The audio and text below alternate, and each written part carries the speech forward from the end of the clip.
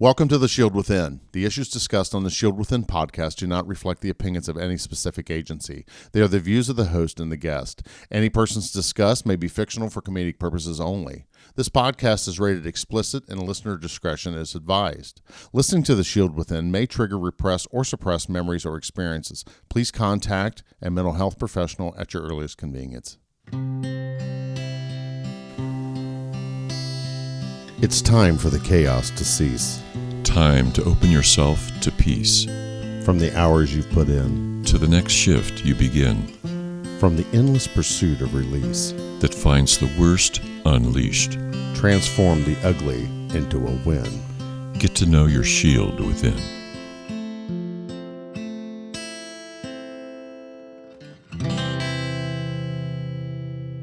Welcome back for episode 2, or part 2 of The Sheild Within with our esteemed colleague, Sergeant Chris.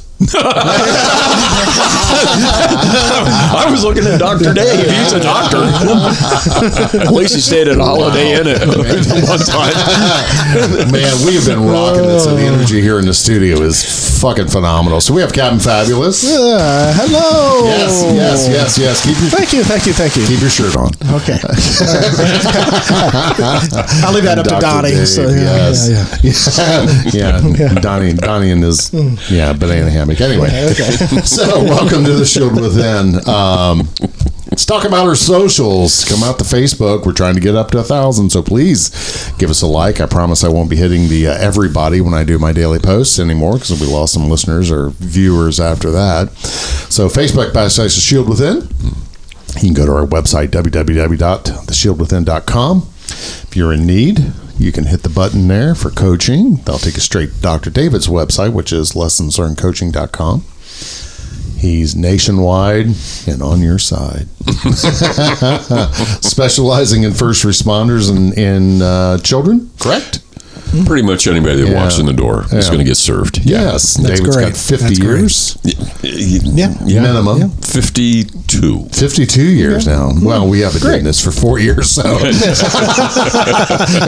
keep my timeline going. So, and if you got that extra $5 a month laying around, Patreon, we would appreciate your support, because it does take a little bit of money to keep this thing going. But Patreon / The Sheild Within. So let's get right back into this. We ended the last episode when we were talking about deferred option retirement program and what that is. And I'm retired. Chris is retired. Cap's, I don't know, what the fuck are you? Retired, working, retarded, I don't know. all the above. Yeah. David tried to retire, and the world needed him. He came back. They suck us back in, Dr. David. They sucked us back in. So here we are doing a podcast, but we were talking about the dark side, or the dirty little secrets they don't tell you about doing drop, and we ended last episode. We were talking about, unfortunately, a couple of line of duty deaths with Sonny Kim from Cincinnati, George Del Rio with Dayton Police Department. They were both in drop, and unfortunately became line of duty deaths. And kind of what the family has to do to get your federal death benefit. And a lot of people was like, what? Who? Some of the young cops, they don't know. What is this? Yeah. Do I have life insurance? Well, your FOP should be paying you $100,000. Because when I was working, literally, if I died in line, Susan would be a millionaire. Because I had $500,000 in term policy. Mm-hmm. The FOP would pay, my local lodge would pay $100,000. The city would have paid $100,000. The federal death benefits $345,000. So. Yeah, we could have had a lot, but being the honor guard coordinator for as long as I was, I think it was 16 years. Greg and I did honor guard, but meeting with a lot of families. We had met a widow at the wall one year. Kelly went with me to DC, and we were out there because I put the plaques up for Miami County's Fallen on the wall, and I just leave them there because then it becomes part of the National Museum. Smart thing, I thought. So we're visiting with this woman, and her husband was getting put on the wall that year. But he was a miser. He saved every dime. They didn't go on vacation, just pinched every penny. And her message to us was, take the vacation, go on the cruise, buy the car, buy the house, buy the boat, enjoy the life while you're here. She said, I got a huge bank account. I have no husband to spend my time with. Right. And that kind of broke my heart. Right. And I'm kind of getting why Chris never went, because now it's making me sad thinking about those experiences, you know. And it's take your time and have a good balance. We talk about the 4 F's here. Right. Faith, family, friends, favorite activities. Keep doing your favorite activities, guys and gals. It's so important. I'm blessed to be able to do one of my favorite activities, which is cars and driving. And I get paid to go teach people how to handle cars and do lots of driving. And, you know, that feeds my soul in retirement. Right. You know, Chris is doing training. I think it's great they allow you to come back and work with the cadets, because I think you are such a strong personality and you have such a great legacy. Wow. But let's be honest. I know you're humble. Absolutely. I expect nothing less but being humble. You know, people can say now when they look back on their academy days, oh yeah, I worked with Sarge. You know, that was cool. He was in my academy, and I remember him saying whatever, you know, as well with your young ones that you worked with there at your former agency, which we can talk about, Montgomery County Sheriff's Office. You know, the impact, we never quantify the amount of impact we have on a young officer's life. Right. You know, it's just like with me, I can remember old hats giving me good advice early on. And, you know, you take them with him. You talk about the legends, you know. Do you know so-and-so? Oh, yeah, he was a legend within the agency, or everyone knew him. You know, we talked about Steve Click. You spoke very warmly of Steve's father, Earl. Oh, yeah. Right? Oh, yeah. You know, you see the smile on his face now. We need to get on video. But, you know, when you mention those people that lovingly, the people that kind of mentored you on, and I think that mentoring is something we've lost in the industry, you know, and I wanted to develop a mentor program in my former agency, you know, because we had a couple of officers get pissed off and quit after their FTO period, and they're like, "Oh, what do we do for retention?" Well, you need to keep them along, because I had an old hat tell me, "Son, once you get in here and you learn the ropes, take a new one under your wing." And help them along. You know, FTO period ends, but these kids are still learning. He says it's going to take you about 2.5 years to kind of figure out what the fuck you're doing. And it's going to take you 2.5 years beyond that to kind of figure, to get proficient at what you're doing. Unless you got that mentor, you know, we're struggling as an industry. You know, I saw a meme the other day from one of the police meme sites, poorly made police memes. And, you know, it's got like a toddler holding a baby. He said, "This is my FTO with the new officer." You know, the FTO has been there a year, and now they're training the new officer. I mean, think about that. You don't have any fucking stories. I mean, here's the procedure, but you don't have the old guys going, "Oh, yeah, you know, you drive through that city." And I talked about this on the roll call room. You know, some people drive through Tip City and like, "Oh, it's such a cute town, and they got great downtown businesses." You know what Tip City is to me? It's a city of trauma. Dead body there, homicide there. You know, drive through the city. I'll tell you about what my traumas are within this city from working there. You know, I don't see it the same way as you do. That's right. Yeah, it is a quaint town. It's just like you running up and down the interstate, you know. Had one burned to death there, took a fatal here, you know, blah, blah, blah. Found a dead guy in the car here at this rest area, you know, just... Right. We are the number one person in people's worst days. I mean, you got the same thing. Oh, yeah, absolutely. Absolutely. Yeah, everything. You know, Jesus. When you show up. Fucking shadow shows up out of the nowhere. You know, you're out doing a traffic detail and you look back and who's that? Oh, it's Craig. Okay, of course. I'm just passing through. He's always good for a bottle of water. Got plenty of water? Sure. Here you go. Here you go. Keep a cooler in his car. But see, that's the things that Del Braun taught me that. Keep a cooler of water in your car. Yeah. Sergeants. You know, free. You don't have to keep water in there. You don't have to keep ice in there. Just take the bottles of water, freeze them, put them in a cooler, keep them in your cruiser. You're out. You see a cop out on a traffic post, hand him a bottle of water. You good? Do you need a break? Give him a break. Let the guy go collect himself while you take the intersection. Doesn't matter what uniform you're wearing. Yeah. And they'll appreciate that, right? Yeah, they do. They do. Set that bottle of water on the hood of your car. It'll melt right up, and you're refreshed while you're there. You know, I can't tell you how, after Del told me that when I was early on, talk about legacy leadership, taking care of things. Yeah, like the sad day when Suzanne Hopper was shot. You know, that was one of Del's last days on the job. And there he is down Miami Valley Hospital organizing. Did you call this? Pulled Clark County Sergeant aside. Do you need this? What do you need? I can take care of this for you. Boom. He called the memorial committee. Yeah. They have a team that takes care of that. So Dell's flipping switches and pulling levers and Another great sergeant. oh, what a great yes. Sergeant. Sergeant. That's an understatement. Absolutely. Great sergeant. I always Absolutely. aspired to be Yeah. like Dell. Yeah. So, again, a mentor. A mentor like that. And, I didn't work for him. I mean, he was in fucking Drexel forever, right? Yes. Working the western side of Montgomery County. But, the guy'd been around. And to this day, he's still serving. Right. And he's also, he's just a great dude and great friend. So, but anyway, I've rattled on enough. Let's talk with our guest a little more. David, you got so much here that you're ready to fire away. So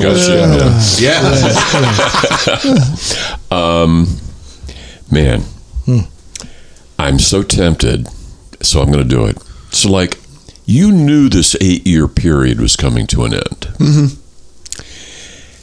As you got close to it, like the last 6-8 months, maybe 12, did you talk to your wife, family, friends, coworkers about your retirement? Did you dialogue with people? Yes. Was that helpful? What was that experience like? Okay, so I guess I would equate it if you've got cancer and you're dying, oh, wow. you still don't necessarily want to accept it until it's there. Right. So I was looking around. I'd looked around at things here and there, but it was just, I don't think I was ready to fully accept it. If that makes absolute sense. I mean, like if somebody, if a doctor told you, look, I don't know, you got 3 weeks, right, and 2.5 weeks, are you going to be like, oh shit, I got 48 hours, I might as well just, what I mean? right, exactly. So it's, I would consider it. I looked around. I knew it was coming. I still was very busy. I was still very involved. Right. And that's because it was always important to me not to look like the retired on duty guy. Gotcha. So if somebody said, hey, we need something, I would be like, oh, okay. Yeah. You know what I mean? It was liberating for me when I knew saw the light at the end of the tunnel. Oh, yeah, it's time to pull the trigger, man. I was out arresting everybody. But anyway, go ahead. But so it was it's coming. Like I said, you realize that you're the one that set the date. Right. I made that decision based on what I was told. And when I made that decision, when you're 48, you got to think, it's like, what kind of physical condition am I going to be? What if I get hurt? What if something happens? What if I have some sort of... You're playing a game. You're playing a game with numbers and that kind of stuff that you don't necessarily get all the chips on. Right. So I think you have to hedge your bet, because you're going to deteriorate as you get older. There's if you get a serious injury or something, I just it was hard to accept. Yes. I did. Like I said, it happened. The only good thing too was, a couple of days after we retired, Emily's son was graduating from basic, so we were driving out to Missouri, and then I had a lot of things going on. And then I started a different job, and I kept moving. That if I would have just set my own, knowing how I'm wired, if I would have set my own shit, yes, I would have probably evaporated. Oh yeah. Yeah. I retired on a Friday and started another job on a Monday. the same thing, because the way you're working towards that, and we are wired that way to keep going, but still trying to find your identity. But when I retired, I was going to get completely out of it. Right. For 3 months, hey, I'm not a cop anymore. I'm not doing anything. I'm not going to go back into that profession. That was my former life, to do this, because at the age of 14, I was a cadet. So for that many years, and all of a sudden you just leave, and it's like, okay, I'm done. But then 3 months go by and you're just going, what did I just do? Yeah.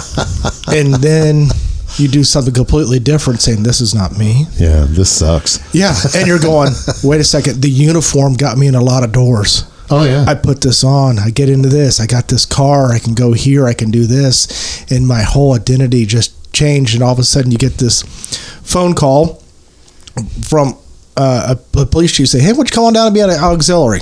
You know, and here we go. It's like, okay, maybe I'm going to go find myself again. Mm-hmm. Yeah. Maybe I'm going to go do this and this. And the last episode, we talked about a city having all their command staff and officers on the wall, of being part of that family and stuff. As much as we talk about family and Thin Blue Blinds and stuff, saying that, yes, you made a great impact here at this agency, and you're still on that wall. So when you go back, you feel accepted. You talk about going in your patrol posts and still being there and being the great sergeant that you are, and still respected, you know, throughout the state. That's the stuff that you still want to live and continue on with because of your name and your representation and the stuff that we work together out of date and stuff, and the fond memories and stuff of swearing you in as a deputy sheriff in front of the Blue Angels on the tarmac. I'm surprised we didn't get fired. Hey, let's drive our cars out there and go by there. So it's stuff like that, and that's the great memories. And you know, we all sitting around this table has done some cool shit, you know, because of that profession. Now all of a sudden, where's the coolness factor? Yeah. That's the void we just can't fill. The cool factor, the adrenaline. Yes. The game, the big game time. Yeah. You don't have it anymore. And it's good. Like, and when we ended, like my wife is very happy. She was very unhappy with a few things that I did right before I left that she heard about, and probably rightfully so. But it comes down to that you do have to realize at some point it's over. Like that game is. Well, you're not playing that game anymore. I think it's a good analogy. You have to keep things in perspective. And you have to keep things in balance. You got to change roles. Yeah, right. Yeah, you do. You have to adapt. You have to realize that your life changes every 10 years. Yeah. Whether you like it or not, life is going to be absolutely different 10 years from today. And we all know that. But it's that change in how you're going to adapt for it. And I feel sad for some of these guys that don't prepare. Yes. What am I doing after becoming a cop? Because they don't think it's ever going to end. But I didn't. It's rebranding. Companies, they say every 10 years, you need to refresh your brand. Yes, that's so good. That's another quote. And that's another thing to keep going. And that's, I think, each step of our career, because when you use a troop and then you become a sergeant, you're rebranding yourself. You're looking at that next direction. Who you're coaching, because when you use a field training officer, you are mentoring those people. Now you're at that supervisor level. Taking the shit from the top down, from the top up. Like you say, the best job of my career was a sergeant. Oh, yeah. Sergeant's always a best job. That is. The whole reason why I'm saying that, because you guys are sitting around the table and I want to get my ass kicked. But other than that, Oh, absolutely. Very fulfilling. Well, you control a lot of information, and Good you point, probably are able to make more decisions without consulting someone else than at any other position. Right. Yes, because you're at the point of attack. What did you say sergeants were? You said an old hat told you what a sergeant was. You're neither fish nor fowl. You're the bastard at the family picnic. You're not really management, and you're not one of the guys. You're right. Yeah. That's right. Yeah. But you're the most important person at the department. And that was always his point too. So the patrol, the one thing you were talking about, like retirement stuff, they are now starting retirement seminars like at 5 years. No shit. Wow. Like you get paid to go to a retirement seminar at 5 years. Then they do another one at 10, 15, 20. And they bring people in like they bring the people from the retirement system to come in for a day or two during the academy to talk to the cadets about that's financial great. planning in the retirement system. Wow. And of course, none of that shit makes sense to you when you're like 21 years old. And you don't fucking care. But there were some people in my class that were smart enough to catch on to it more than me. Yeah. But well, and I was that guy. Yeah, well, I should take that back. We had those people coming in to tip too. You know, the deferred comp guys and all that. You don't need to go. I'll tell you everything you need to know about that. You know, the old hats of people I worked with, which I should have went because they're full of shit. You know, anyone that's about to retire, you know, my thing is save early. I mean, hell, it's $10 a pay period. If you start at the beginning of your career, and again, it's like we talked about in the last episode, that starts to mushroom. You know, that grows, you get the interest, but you know, our retirement system, it's good. I used to say it really sucked, but if you leave, you don't get any of the interest in the growth. right, You get every dime you put in back without the interest and the growth. They keep it all. And my retirement guy told me, he's like, how much fucking money were you putting in that a month? And I told him, he's like, let me show you something. Tickles the keys on his keyboard and he flips it around. He said, if you'd have gave me that much money for the last 20 years, you'd be a millionaire.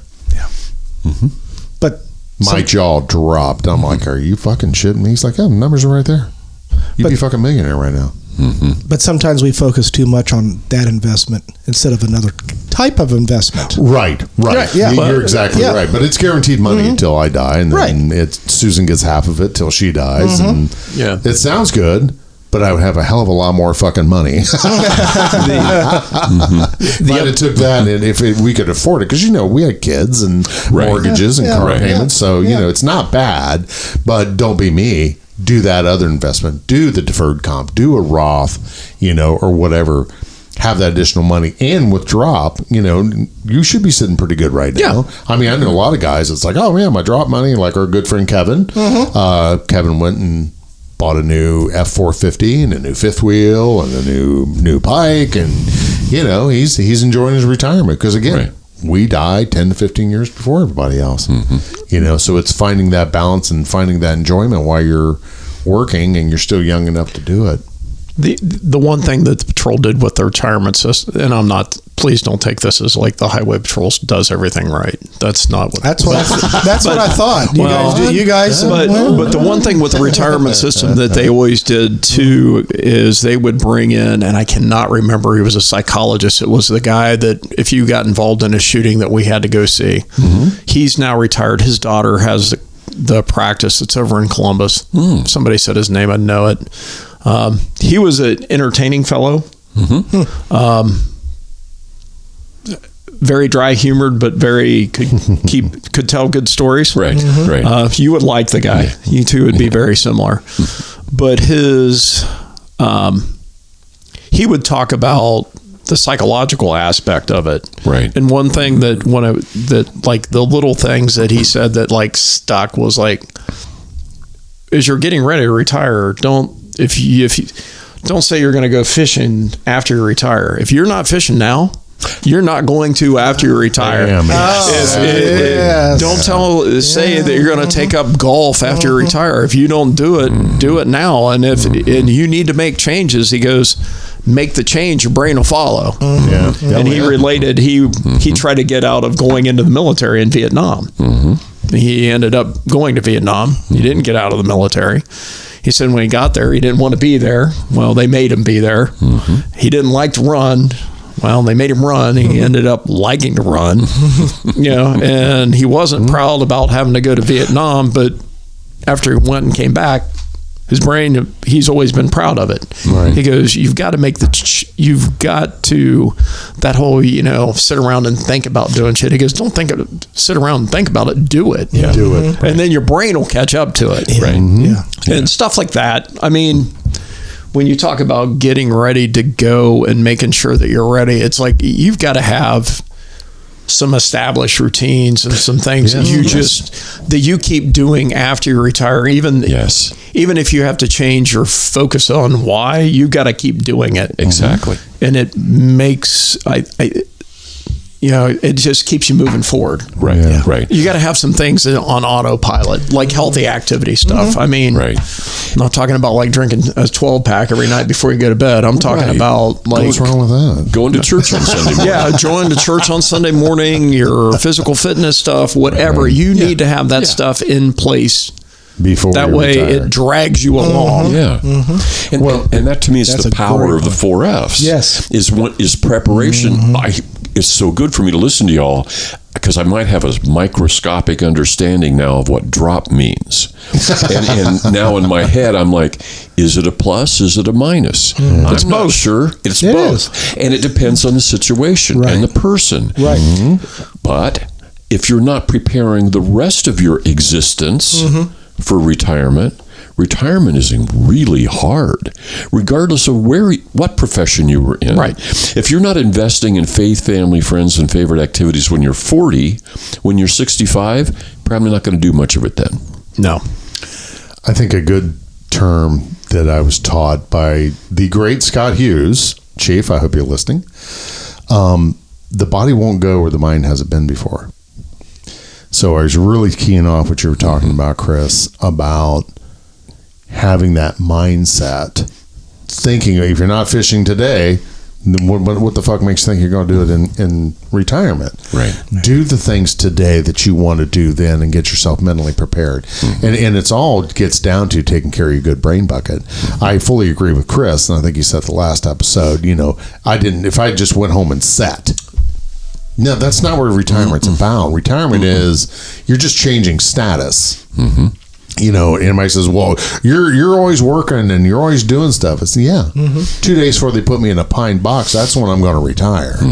But I enjoy doing the things that I do. I enjoy working. Greg and I was looking through photos the other day, the Party with a Purpose thing we did for the memorial, and I kind of missed that part. But being out of it, unfortunately, I like going to the memorial meetings, but it's always I work so much now. It's on Wednesday, so I don't have the opportunities to go. But very blessed to be able to do in the training role that I'm in, and I'm going to ride that horse till it quits, or till I physically can't do it anymore. Right. But I enjoy doing that. But I can see myself kind of winding things down. It's change is coming. You just have to get mentally prepared for it. And I can see myself doing the same. Yeah. Down the road, but I don't you don't need to throw out the parachute. I guess that's I don't have to come to us.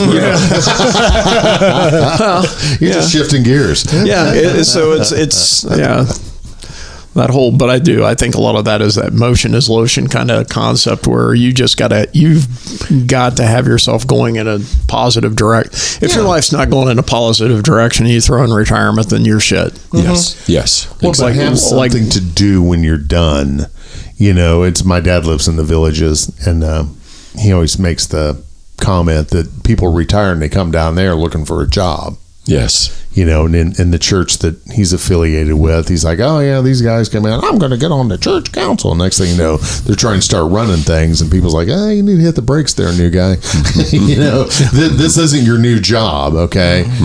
So people kind of find their identity regardless of what vocation you come from. But I think being in law enforcement, being in public service, it's harder for us. And we went to lunch one afternoon. I was over there, and they have this like town halls or village. They got like squares. Like town squares. Town squares. Anyway, we pull up and I see this guy in front of me, and I look at the license plate, big, gigantic fucking FOP emblem. I'm like, oh, yeah, retired cop. Yeah, it's like New Jersey or something. And the guy's sitting there, he's still got the flat top on, and he's eyeballing everybody. I'm like, bro, you're not retired. You're still on the job out here eyeballing everybody. So, and in retire, I didn't carry a gun anymore. I'll sit there. We went to George's, and I sat there with my back to the door. I haven't got there yet. Oh, it's coming. It's kind of fun, And I said something the other day, and my aunt's like, well, you're a police officer. And I said, honey, I ain't been a cop in 4 years. No, I'm not. We used to be. Not today. I'm just a good witness right now. So. Right. Right. But there again, it's changes. It's where do you want to be? Right. Sadly for me, if I don't take my gummies, I'm running, gunning, fighting, pursuing. In my cop dreams, and so it's like 3:00, bing, time to get up. But it's phases, and it's getting prepared to go. I wished I would have had taken more time, probably 10 years. And where I'm going with this, and when I talked to my investment advisor, he's like, "Oh yeah, you're." He uses a mountain analogy. That when you start working in your 20s, you're at the bottom of the mountain. You got to go up this hill to get work towards retirement. He said, so you use the money here and there instead of put the investment back later. I'm going to buy the new car today, because I deserve it. I'm working hard, whatever, and that's fine. But you need to be retiring. He says, now you're like all the rest of the retirees. You're at the top of the mountain looking down. And talk about investments. I know, Chris, we were talking offline before we keyed up this episode, is investment with Memorial Day and your wife and having that holiday off for the first time during your career with that. So what was that like? I mean, because you worked the weekends, the holidays. We talking about the new job, working Monday through Friday because you didn't want to go to another job that was nights and weekends. So getting into that, like, oh, it's a holiday. Wait a second. I'm going to start spending some time with my family and my friends again. It's a little different. Well, and that may have been explained why I've been divorced twice too, because quite honestly, right, yeah. I mean, the whole. I always said that my agency was like the bad mistress. Like she's going to call your wife. She's going to dime you out. She's a demanding bitch. But when it's good, it's crazy good. like there's no other better drug. We call that time and a half on the holidays when it's crazy good. So. But it's that, and I think when you're in it, if it was always very easy for me to get sucked into the crazy good part of it. Oh yeah. Because I liked it. That's all of us. Because you're an adrenaline junkie. Yeah. Oh yeah. Yeah. What's next? What's going on? I went in and worked 4 hours on Christmas Eve. Wow. From midnight to 4 a.m. because they had nobody else to work. Right. So me and Susan got done wrapping presents for the kids, and she's like, "Where the fuck are you going?" "I'm going to work." The whole call. You gotta be kidding me. And I said, "Nope, gotta go. Yeah. Love you." Kissed her goodbye and went in and worked from midnight to 4 a.m. Well, I worked midnights. I wouldn't have missed Christmas Eve if you'd admit there was nothing better than putting somebody into jail. And they're like, it's Christmas Eve. It's like, no, it's Christmas. Yeah. Make no mistake about it. You're going to jail on Christmas. It's 12:01. It's Christmas, motherfucker. My coach almost got me into a resisting. The first Christmas Eve, I was cut loose. Had this guy who was just completely plastered. He's driving in the ditch. Oh my goodness. On the wrong side of the road. That's a problem. He was smoking the cigarette with the ash out the end, and he had he worked at like a restaurant, so he had on those polyester pants, and it was burning holes in his pants, and he didn't even realize it. And the guy starts being a dick. It starts that it's Christmas Eve, and my coach, that was pre-camera, walks up to him and puts his finger in his chest, and he's like, "No, it's Christmas." He goes, "Make no mistake about it. You just chose to spend Christmas in jail. Your family won't see you. They won't be able to afford to bond you out. You're going to jail on Christmas because you can't make good decisions." Yeah. And I was like, and then that didn't de-escalate. Unfortunately, that didn't de-escalate things. Probably made him make more bad decisions. Right. But it was funny. It was, yeah. So did he go hobbled? Did not have to get hobbled. He wasn't that brave. Okay. Plus, he was too drunk. Oh, got it.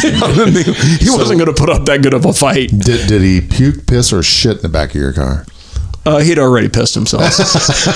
So we were there. We were there at the That's at why the cigarettes were burning. That's right. You burned in the pants, but he never had the fire department. And when he was in the car and he was going to the jail, how many times did a dog run out in front of the cruiser? It used to happen quite a bit. Okay, yeah. Especially with the waffle cages. Yeah. Dog. Yeah, dog. Oh, damn it. And then we had a lot of cars that didn't have cages. Yeah. So I remember asking, I was Passenger the old seat. trooper. Yeah. How?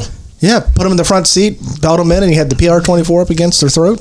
No, Driving down the road? They had the no, the you with the outlet to hit the buckle release and Yeah. yelled dog, and then help their head onto the dashboard. Oh, the dashboard. as Okay. you slam shut, and Okay. then you grabbed it and put it back and put their seatbelt on. Yeah, and they had the Chevy emblem in the forehead. Yeah, from the David, we used to call that a screen test. screen test. Yeah. Pre-camera. There is a reason that law enforcement has evolved. But you know, there's kind of a mutual respect. There was a respect. Oh, absolutely. And a lot of the street people, they would fight you because they wanted to fight you. Yes. They wanted the street cred of going in there bloodied and beat because we were fighting the police. So that gave them some status in the jail. Okay. Right. And go ahead. You know Bob Bird, right? Oh, yes. Oh, yes. All right. So it is. Bob Bird grew up in Hardin County. Okay. Ooh. Okay. When he got out of the academy, he was assigned to the Findlay Post. He was working. We were working a summer tax squad together. So it was like 8P to 4A, 8P to 6A. And we were working 10-hour shifts. And anyhow, it was still daylight. Okay. So he's working just traffic in Hardin County before he head over to Lima. And he makes a stop. There's a big party at this farmhouse out in the middle of nowhere in Hardin County. Stops somebody who's writing him a ticket for speed. And this guy comes out and is standing in the front yard looking at him. And Bob looks over and he's like, oh, shit, that's the guy I got into a fight with last weekend. Guy's drunk. There's like 50 people at his house. It's big. He's got a beer bottle in his hand. Bob's like, okay, how do I play this? So I'm going to play it cool. So he just acts like he doesn't see him, goes up, gives the guy the ticket, tries to get back in the car, going to drive away. And the guy's like, hey, Trooper Bird. And Bob's like, yeah. He's like, yeah, can I help you? He's like, yeah. He goes, you remember me from last weekend? Bob's like, yeah, I sure do. He goes, He goes, yeah. He goes, you know what? He goes, the last trooper maced me. He goes, you beat my ass fair and square. He goes, we're doing a barbecue in the back. You want to come back and get a plate? I told all my family about you.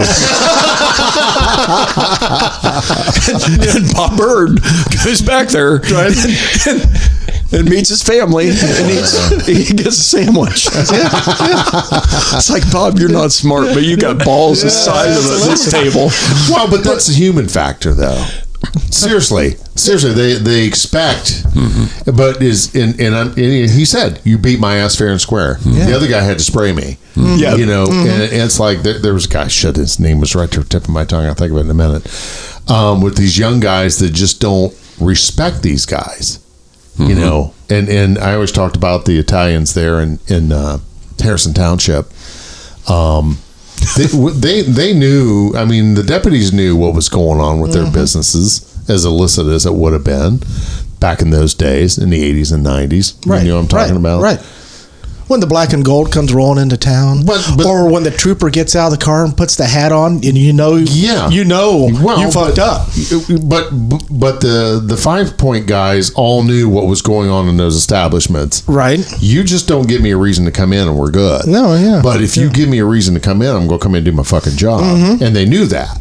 But you get one of their people that step out of line, they put them back in line. You know, that guy's going to be the sacrificial lamb. Asshole, you're going to fucking prison because we're going to make sure you go to prison. Right. You know, don't make a problem for my business. Right. Where I'm going with that is that they understood that if you got your ass kicked, and one of my friends in Dayton PD, and I go talk about it. He was one of our commanders, so I'll just leave that out. But the guy's like, you're a badass. Why you got these cuffs on? And he said, oh yeah, we'll take them off. We'll go see who the bigger badass is. Unfortunately, He got his ass kicked. And he told him, you kick my ass, charges are off. Right. I beat your ass, charges are on. And the guy beat his ass. And he learned a lesson. He's like, I wasn't as big as bad as I thought I was, because there's always one batter. But he kept his word. And him and that guy had a mutual respect after that. So, you know, you those are the things that you could do pre-camera, like we were talking about. Go, Chris. But when we grow up, Yeah. did your dad and mom not pretty much make it clear that if you fought with law enforcement, you're going to get your ass handed to you? Oh, yeah. Oh, That yeah. if you talked back to law enforcement and you got your ass handed to you, that was okay. Oh, no. I had You not only got your ass handed to you, Right. fucking mama's going to kick your ass when you got home, too. Right. I had kids beg me, can you take me to jail? Because if I go home, No, yeah. my dad, I want to see the belt. I don't want it. No. I don't. Yeah. Oh, yeah. You're right. Oh, yeah. Well, Things have changed. Yes, they have. remember, Yes, they have. Remember the gutter gods? What do you want me to do? Do you want me to charge you? You want me to pour your beer down the gutter? Oh yeah. The wind gods, the gutter gods, everything else. But remember, yes. the charge comes with the call to mom and dad. No, that's fine. That's fine, sir. We're free to go after that. Yeah. I'd make it all that bag of weed. Yeah, rip the lid off. And Wind got it. There wind you go. test it. Yeah. Yeah. Don't let me fucking catch again, guys. Yeah. Knock it the fuck off. Yeah. In other words, go drink outside the fucking city. If you're going to do that, be Chris's problem or Greg's problem, you know. As we're driving you to the next But jurisdiction. yeah, but those kids remembered that. Oh, absolutely. Right. Yeah. You know, my dad would have fucking killed me if I came home and blah, blah, blah. But, you know, it's where you kind of give them a solid, you know. So I don't know if and you go, well, you can't do that nowadays. Well, you know why you can't do it nowadays? Yeah. Because you got some fucking prick in command that's going to jam you up. Right. So, And everything's on camera. Right. Well, they ain't got that too. But then you had those kids that you gave a break. Something happens in town. Oh, yeah. They'll come up to you and say, Oh, yeah. Hey, Sarge. Hey, Sarge. Hey, Yeah. I know this and this. This is who broke in or who stole this car or who vandalized this. And you're going, Don't rat me out, yeah, Sarge, yeah. You gave me a break. I'll give you a solid and away you go. Yeah. Thanks, bro. No one ever know. Community policing. But Wow. that's such a great line, Greg, because that's exactly what that is. That's taking care of your people. That's right. And that's living, and that's one aspect of living in your area. You know, I got a random text the other night at 3:00 in the morning. One of my townies, hey bro. So you know, I was awake, so I went ahead and answered him. You know, just like, yeah, blah blah blah. Here's what you need to do.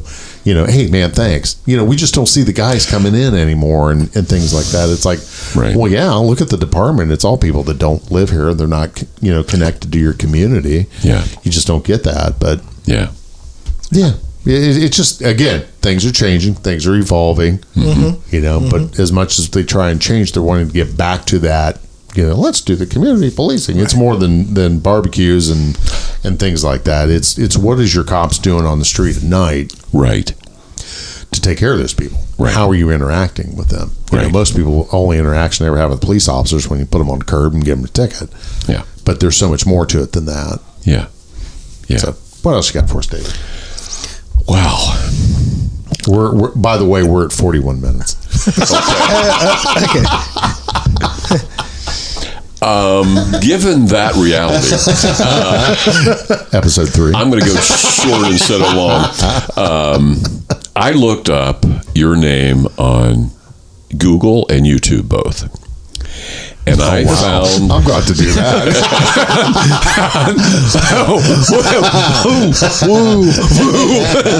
Chris, do you need a cup of coffee? I'll go make you one. That's a great reaction. That's why we need to have video. And I found this story that I had to just sit and read, I think 3 times before I thought I might understand what. An RTA bus flipped over on its side, and you were involved in that scene. I think it was like on State Route 49. Oh, on Trotwood. Trotwood, yes. That sounded like a horrific situation. The biggest, there was a lot of horrific situations. The scene stuff has never been a bother for me. Okay. Good for you. Like I could go out and pick up body parts and throw them in a bag and go eat lunch and sleep like a baby at night. That never Death notifications, that kind of stuff. That filled my bag up to the point where it's like I don't want to. And that's another one of those. Like when I looked at things, a buddy of mine that worked for Dayton PD went to the coroner's office. Like, get your job. And I know several of the people down there, and it'd be like, oh, it'd be so much fun. It's like, I don't want to do death notifications anymore. That was my one hard. I just don't. I've done enough. They were the worst, dude. Like I don't. People in horrific scenes and burning bodies and all that kind of stuff. That's just part of what you have to collect. That is part of the job. It's never has bothered me. Okay. Like I said, though, the death notification stuff, then you're dealing with a live person. Yeah. That's an entirely different scene. The kid that we had that got hit by the dude fleeing from Trotwood was probably worse than the RTA bus as far as horrific. Right. That dude was going 110 mile an hour and hit a pedestrian. Oh, God. Split him in half. He ended up in the ditch. Some poor kid that was basically disabled walking to Home Depot for work gets hit by some shitbag. Oh, God. And then go on to make that death notification. Like, this kid's doing nothing wrong. Right. Just, he's partially disabled and walks to work to get smoked by some dope dealer running from the police for no good reason other than he doesn't want to go to jail. That kind of stuff is Just those kind of things are. But the family, I mean, you can't make that good. No. Right. Like, I mean, and Mark said it before, is that you're always the main character on their worst day. Right. And that part of it is kind of, like the crashes and the scenes. The living is worse than the death. That with my first really major incident, not the fact that Louis blew his brains out. It was his mother. Yes. How much work did we do on that? Right. Exactly. Exactly. Exactly. White diamonds. Yeah. That's what was terrible about my mother-in-law being in the rest home, was all them broads wearing fucking white diamonds, and thank God for MDR. Right. The first death notification I ever did was we had a female that was hit in the median, cut her in two. Yeah. We just got back. It was kind of morbidly funny. So I was the only trooper out in Lima. Right. My classmate is the only trooper out in Wapak, and she gets killed right at the county line. No supervisor from either one. So you're fighting over who's going to take it?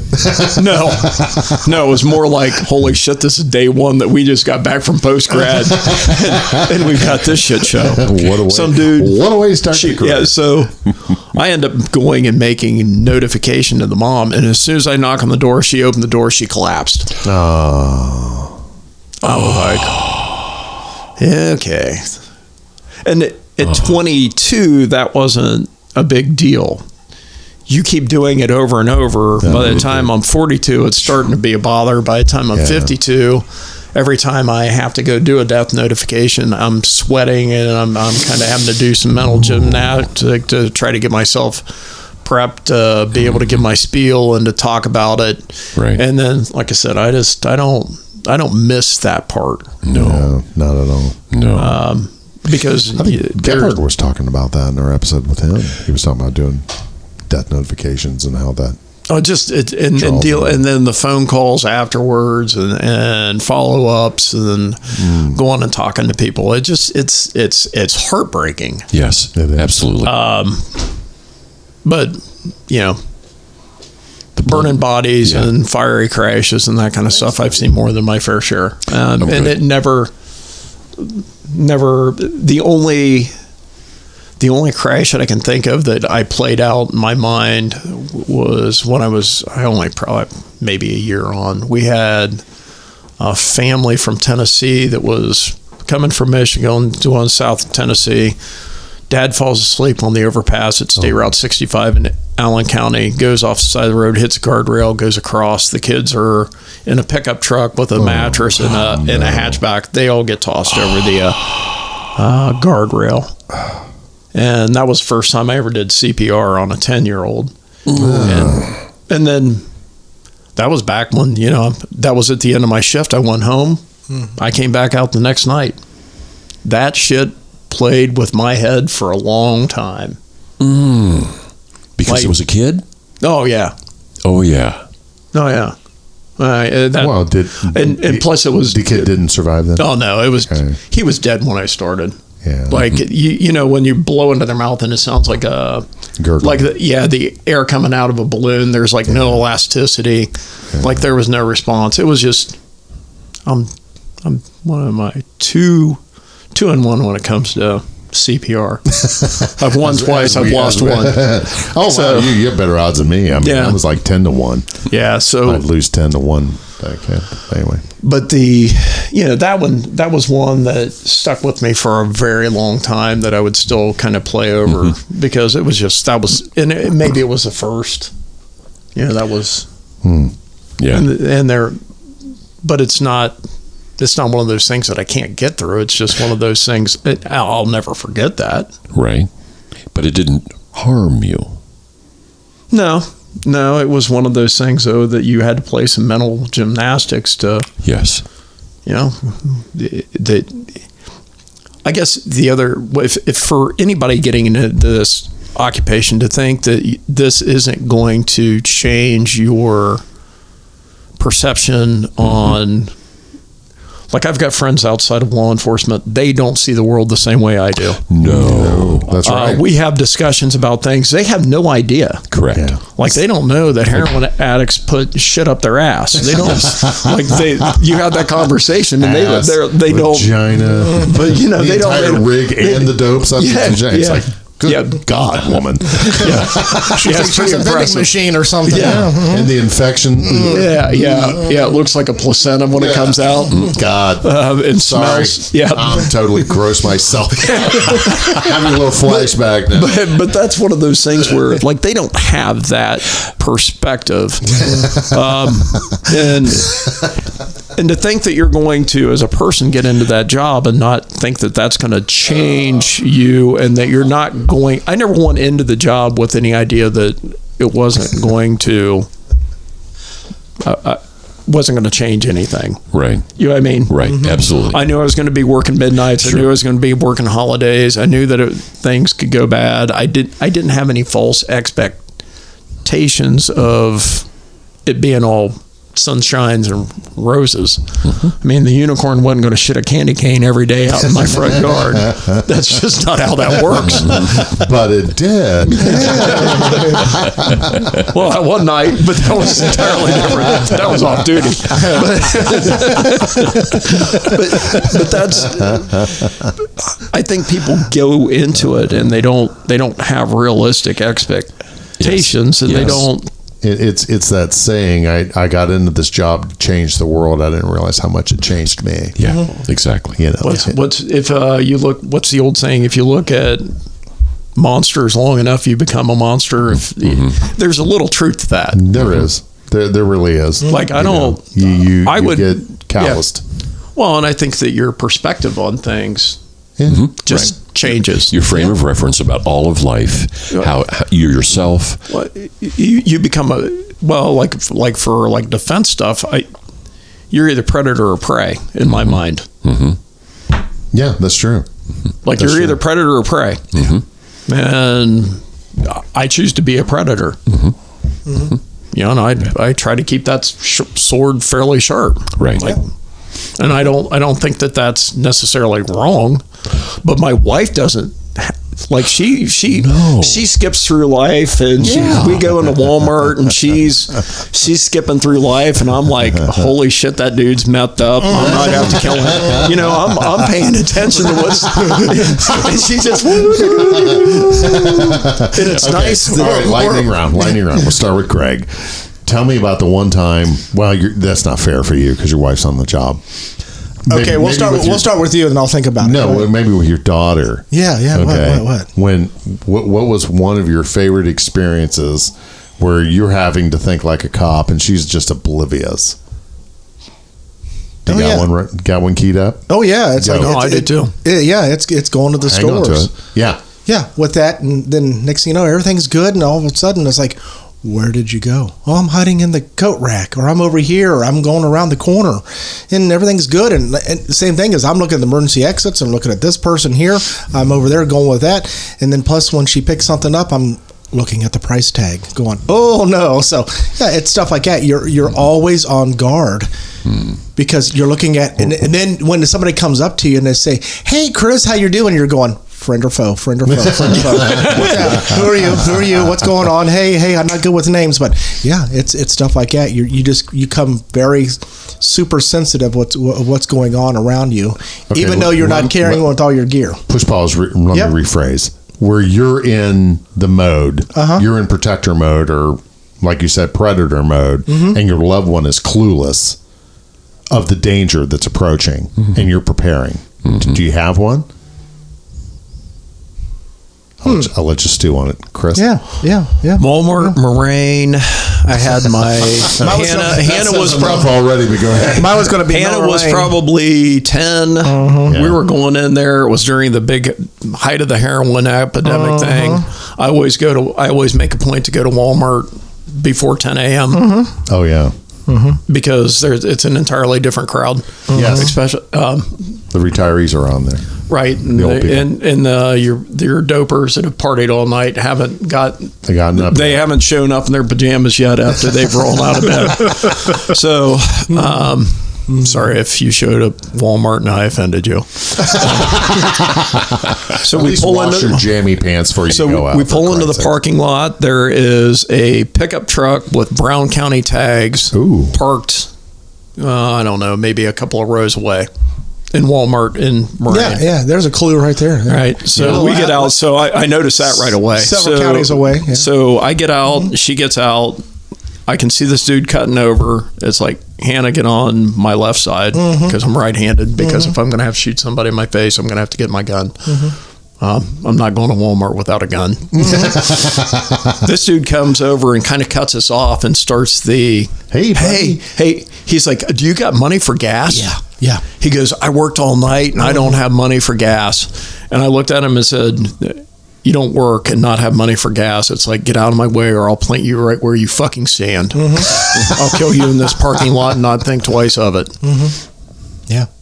And he scurried off and I went in and told him, it's like, you might want to pull up your security cameras. Yeah. I'm like, I told Hannah, it's like, if something happens, you run the other way, tell them I'm a police officer, I'm directed, and don't look back.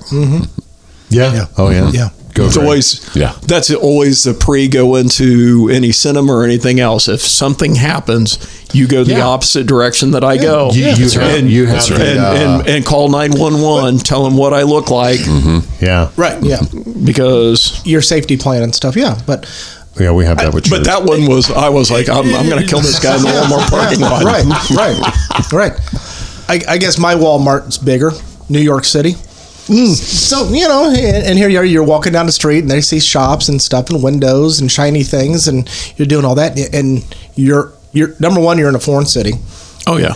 Number two, you don't have your hardware with you. Because you're not allowed. Yeah. Everybody else is, but when you're on an airplane, you can't. So it's stuff like that. So then when you're going into stores and you're looking at your surroundings, you're looking at other people coming up, you're looking at people that, like you say, here's the Brown County couple. Hey, I need money. I need this. I need that. And then you're trying to find clean air instead of pocket air of secondhand cannabis stuff floating around and stuff that too. So your spidey senses is really, really up. And yeah, it's a vacation, but they're relaxing, but you're still trying to enjoy it because you're with family and you're trying to make this memorable and stuff. But it feels like you're always on the job because the way we've been conditioned our whole life. Even though we're retired, you're still sitting in the corner with your back against the wall at a restaurant.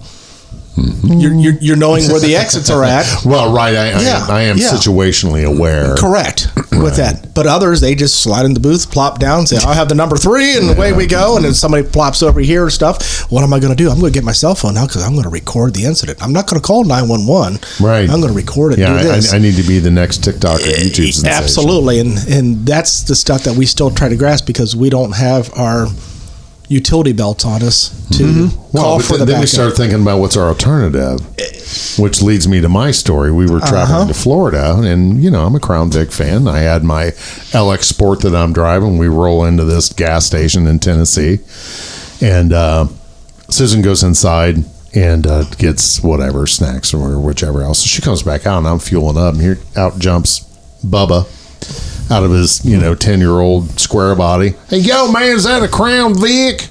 And I told her, I said, get in the car, lock the door. And I'm like, fuck, my gun's in the fucking console.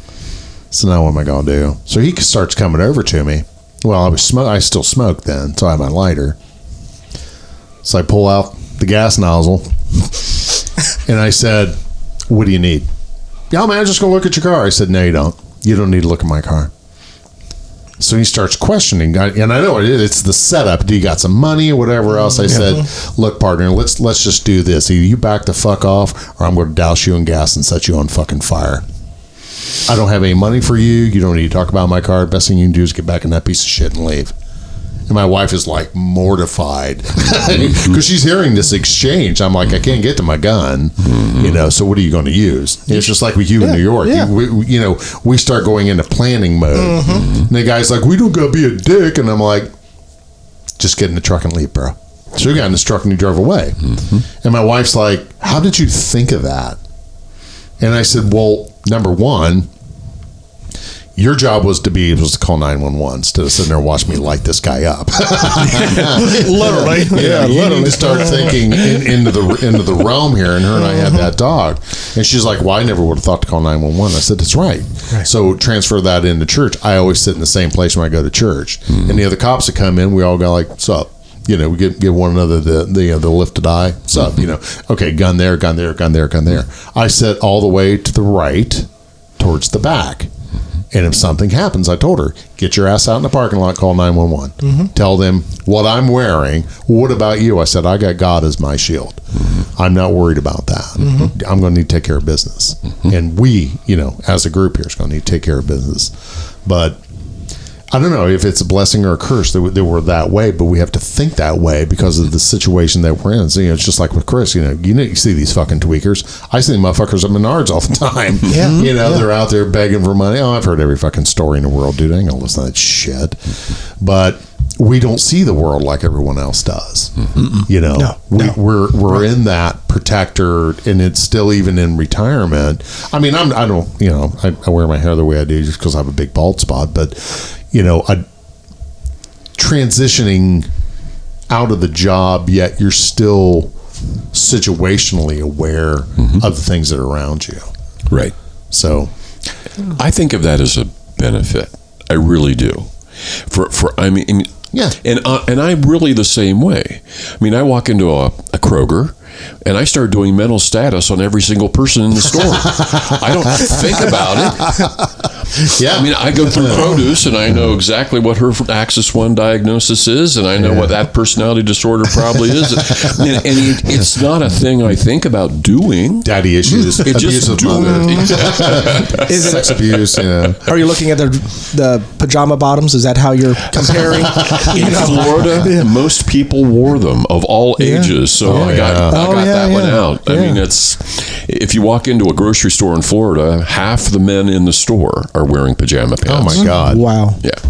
Well, where I'm at, it's all retirees. So, So David, we're going to go around the table and do a round robin. Okay. I'm going to let you start us up with our exit. Thank you, Chris, for being here, man. You have been a great guest. Absolutely. You've taught me a lot I needed to know. I appreciate all the information all three of you shared about the drop and how that shapes your career and your decisions that you make about your career. And we could go for another 2 hours. Oh, fuck yes, we could. But I'm hungry. I haven't even touched half my shit. So, well, we need to have Chris back. That's right. That's right. So thank you. You've been a wonderful person to spend time with, sir. Thank you. I was kind of the audience agrees. I thought it was maybe going to be the 80s porn music, but I thought Bong, shaky, bong, bong. I appreciate being asked. So it's a lot of fun. Yeah. Like I said, I've known these guys forever, and it's just sitting at the table, I know it's been a while since you and I saw each other, and it's great to reconnect. But just working with you, out in the streets and in our different jobs and stuff, and being there, and this is the stuff I learned off of you and the patrol and stuff. It's great memories, and glad we're sitting around the table talking about something like that. And I want to continue that forward. But it's neat to see it. And I know we're all going down the next path in our life for the retirement, and we're all trying to figure it out together because there's no book on this. It's like, here you go. It's like you brought up, here's the point. What do I do next? So having groups like this and being able just to talk it out and figure it out and move forward, that's what we're here to do. So we'll keep that friendship going. But thank you thanks again for having me. Like I said, You're welcome back anytime. Absolutely. I'd love to have you as a permanent member. No pressure. You don't have to answer that right now. Just think about it. I'll run out of lines here before long. No. There's plenty of coffee, so we'll keep you juiced. That's right. Well, I think we're going to wrap it up. Just before we have Donnie hit the music, I'd thank everyone for tonight. These have been spun gold. I can tell you the spun gold episodes, it was like, oh, crap. We got to wrap this shit up. Yeah. And a lot of people, we like with the Sergeants one, you were like, oh, it's like, yeah, everybody liked that. So we need to do that again. I want to work on some more leadership stuff. Chief Kurt Althouse has agreed to join us. Awesome. So we'll have him up in the studio here. He's getting ready to transition from chief to city manager. Would love to have his replacement. Wow. Great leaders. The legend himself. We'll just hold that. Everybody can go Google it and see who's replaced there. But I want to have Ron Hess on. Ron's going to come up. Yeah. Love to have you back for that episode. Yeah. But we got a lot of exciting guests for this year. We're going to try and get Jimmy Kuzak on the show. We were talking about that prior to. Yeah. And when we're in the green room, the green porch. Changing of the season, so yes. Yeah. But, we got a lot of fun stuff coming on. We must be making some noise out there in the podcast world because I've been getting a ton of people emailing me saying, hey, our guest would be great on your show. It's like, okay, what do you do? They're like some herbologist. I'm like, no. That's no. And then I'm getting all the people from India wanting to market our show for us. It's like, no, we're not. Yeah. I'd rather grow organically. I think our product we're one of the rare ones out there. Right. And for the people that listen, thank you very much, listeners. Yes. We absolutely. appreciate each and every one of you. For you Midnight Dogs that are listening, we appreciate you. Absolutely. And Mark, you sent out an interesting picture of the merch. How the merch was making its way around. The merch is around. If you're on Facebook, there's a link there to our merch store at Sticker Mule. If you want to buy anything, our T-shirts. Of course, that goes back into the show too. Everything's marked up minimally. That helps fund us. Or if you want some stickers or coasters, or we have our first ever challenge coin, but you're going to have to see us in person to get those. I'm not going to ship those out. I think those are a little more personable. You agree with that, Chris? Yeah, that was great. It's when you're coining someone, and challenge coins is. And here's where I'm coming from. This I had Paul Butler was one of my lecturers at the Police Executive Leadership College when I went there. You went to Belk, didn't you? Yeah. Did you know me out? And I had the pleasure of having lunch with him. And it was just him and I at a table. And it was just a great lunch. And I apologize. I made him late coming back. And before we got into the room, he said, hey, Mark, I want to give you something. And I knew he was going to coin me, but I didn't realize how special that was. So he gives me a coin. He says, you're doing it right. Just keep doing what you're doing. Take care of your people the way you take care of them. You're gonna be okay. You're on the right path. You do the right things. And that's one of my coveted challenge coins. And he doesn't give those out a lot. And I'm working one night. It's like 2:30 in the morning. I get a message from him. Hey, brother, just thinking about you. How you doing? It was like, wow. That's the people that you meet in this job and the great people that we network with. Yes. And I think that's going back to our previous episode when you miss that. Yes. Once you're out, you don't it's kind of like the network. It's there, but it's not there. Does that make sense? Absolutely. It does. But, it's a great profession. It's great, noble profession. And I got 2 coins going out west when I go to Iowa. Oh, yes, Yeah, you do. yeah. Yes. So my next trip out that way, guys, I'm bringing Good 2 stuff. of them. Yep, Turk. All right, that's enough. Donnie, key the music. May your days and nights find you strong and safe. May you take your place as your family's face. As you do the shit that we won't do. As you embrace the risk you must go through. May you grow in strength and heal and find your heart, your soul, and your mind. You look at your life and grin. You have a home, the Sheild within.